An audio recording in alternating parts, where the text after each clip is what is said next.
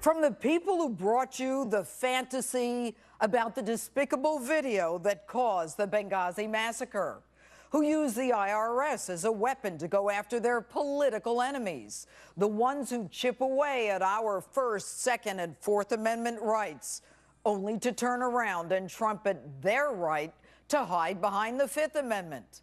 The latest to come out of the Obama administration? Just a little slap at Syria. Really, Mr. President?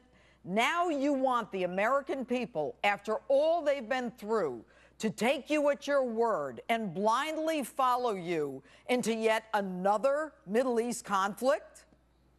Hello and welcome to Justice. I'm Judge Jeanine Pirro. Thanks for being with us tonight. This week, the Obama administration seeks congressional approval to strike Syria. The narrative?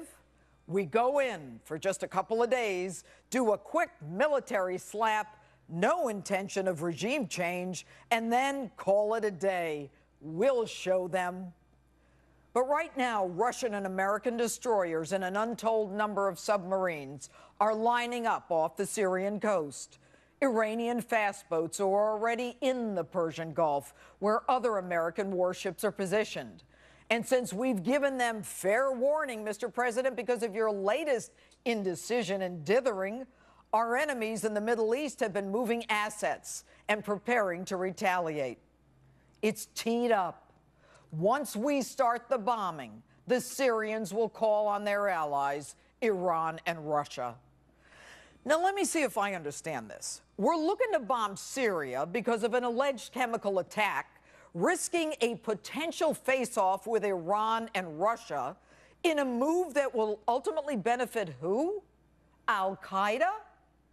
Mr. President, why for 2 years did the United States and the world stand silent as the civil war unfolded in Syria? Well over 100,000 casualties, women and children, victims of bombings and shootings, missile attacks, executions, dismemberment, and decapitation. Now, 1,400 of the over 100,000 are believed to be victims of chemical weapons. Now, we need to engage in a dust-up with Syria? Mr. President, why is killing one way more heinous and worthy of our response than another? And why now? And what about Israel? We know you don't like Bibi, but hell, don't you have an obligation to not put our allies in harm's way? And your reason? I didn't set a red line. The world set a red line. Congress set a red line when it ratified that treaty. My credibility is not on the line. The international community's credibility is on the line. That's just not true. It's another one of your false narratives. A red line for us is we start seeing a whole bunch of chemical weapons moving around or being utilized. That would change my calculus. That would change my equation. A lie is a lie is a lie. You said it, the world heard it, and the world heard you say it. Syria heard you say it, and they gave you no mind, and they did it anyway. And by the way, if you didn't draw a red line, why are we going in? No one respects us. No one fears us. You've done this to us. Why draw red lines when everyone knows that your red lines are nothing more than green lights over and over again? But I got to give you one. You're right. Your credibility is not on the line. With all due respect, Mr. President, you have no credibility. To be credible, one must be clear and constant. Your actions must be swift and certain. You lost credibility when you left Americans on that rooftop in Benghazi, but fired up Air Force One to go to your Las Vegas fundraiser. That was a clear signal to the world that it's open season on Americans, even including an ambassador. And by the way, whatever happened to, we're going to bring them to justice? It's been a year. Where's the justice? And now you want to hide behind Congress so you can blame them for your inaction, or you say maybe you'll go in anyway. What's that all about? It's amateur hour in Washington. American lives weigh in the balance. We are a war-weary nation. Even you admit that. We are tired of spilling the blood of young American men and women in a part of the world that despises us. And to add insult to injury, you don't even take care of the vets when they come home, many of them with fewer body parts and certainly more demons than when they left. And if you're so dead set against the killing of children that you are willing to send us into yet another conflict, will you guarantee that the 1,000-pound Tomahawk missiles that you will heap on Syria won't kill children? Or are they simply your collateral damage? Will the murders of those children be less significant than those we go to avenge? Tell us, what is the American strategic interest? What is the end game? Did you think this one out? Or is politics so much a part of your calculus that it's all about you?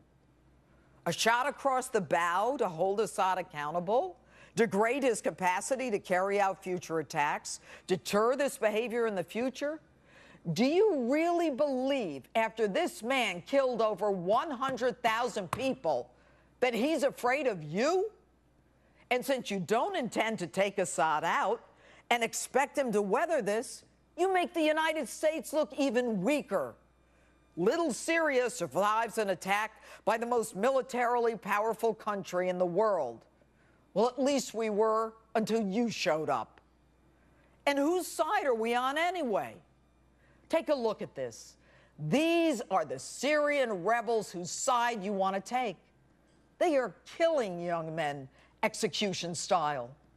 And if the use of chemical weapons is violating international standards, why isn't the international community standing shoulder to shoulder with you?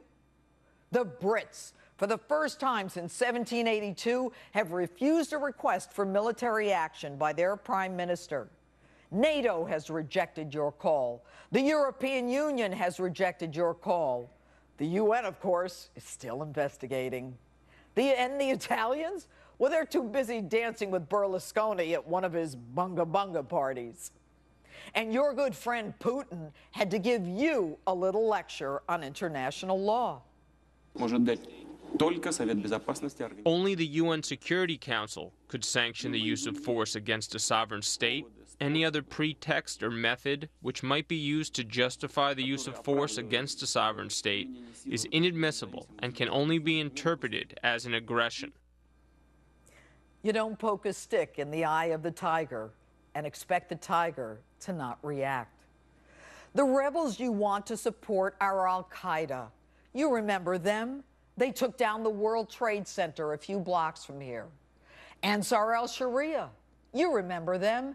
They massacred 4 Americans in Benghazi. And the Muslim Brotherhood. You remember them? You threw our friend Mubarak under the bus for them. And it's since worked out so well in Egypt. And by the way, no Americans were massacred in Syria like there were in Benghazi. So we should go to war for you to save face after making a dumb statement that you now say you didn't make? Have you thought this through? Your feckless foreign policy and paper tiger image have forced your hand. Even your friend Dianne Feinstein agrees with me. Once the administration made this call, though, I think there is a real need for us to back it up, or America becomes a paper tiger. Mr. President, in the past, when America was respected and feared, no one would even dare think of crossing an American president's red line. Remember, you said that you wouldn't go to war unless there was an imminent threat to national security. What case have you made? Last I checked, Assad has never attacked us. And by the way, didn't you get elected as an anti-war president? Didn't you vote against the last war in Iraq? And here we are 5 years into your administration, and American men and women are still on the ground fighting boogeymen in caves in Afghanistan, who will return to their tribal enclaves as soon as we leave. And your Iraq withdrawal thing, that one hasn't worked out so well either. And Senator McCain, We all respect you for your service and the sacrifices you've made for this country. But in the end, maybe you're right. Maybe it's all just a game. Mr. President, can you understand why Americans are so dead set against this? We look at wars in the Middle East through the prism of Iraq and the lies and false narrative of Benghazi. You want us to trust you, but you're not credible, clear, or concise. Why should Americans take it on faith that what you're saying is even true? There's no end game, and we can't afford, nor do we want, a World War III. And speaking of that, Mr. President, didn't you win the Nobel Peace Prize? Yeah, you're the one. Give it back.